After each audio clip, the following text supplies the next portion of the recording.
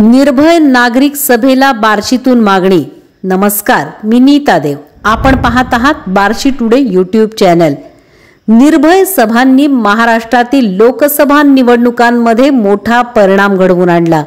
नागरिकांची ऊर्जा महाविकास आघाडीच्या बाजूने वळविण्यात डॉक्टर विश्वंभर चौधरी व ॲडव्होकेट असीम सरोदे यांच्या भाषणांचा, त्यांनी तयार केलेल्या मतप्रवाहांचा, मतदारांवर झालेला प्रभाव महाविकास आघाडी आणि विरोधी पक्षांनीही दखल घेतली असाच आहे। या पार्श्वभूमीवर विविध लोकशाही संघटना आणि अनेक राजकीय पक्षांनी आता निर्भय सभांची मागणी केली आहे।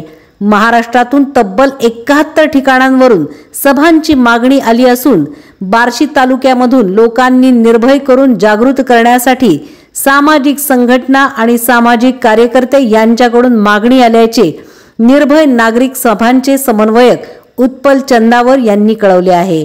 राजकारणाला व राजकीय नेत्यांना समाजातील प्रश्नांचा प्राधान्यक्रम ठरवताच आला पाहिजे।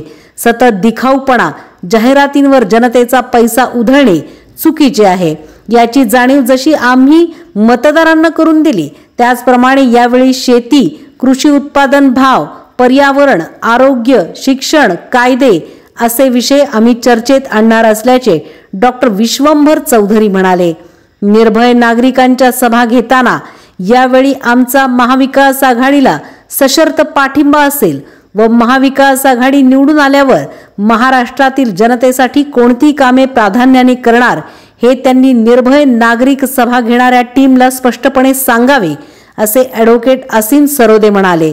आम्ही अजूनही महाराष्ट्रात कुठे सभा घ्यायच्या, किती सभा घ्यायच्या हे नक्की केलेले नाही, पण जनतेतून जो प्रतिसाद येतोय आणि आमच्या सभांची मागणी केली जातीये, हे लोकशाही जिवंत ठेवण्यासाठी लोकांनी पुढाकार घेतला आहे हे दर्शवणारे आहे, अशी भावना ॲडव्होकेट सरोदे व डॉक्टर विश्वंभर चौधरी यांनी व्यक्त केली आहे।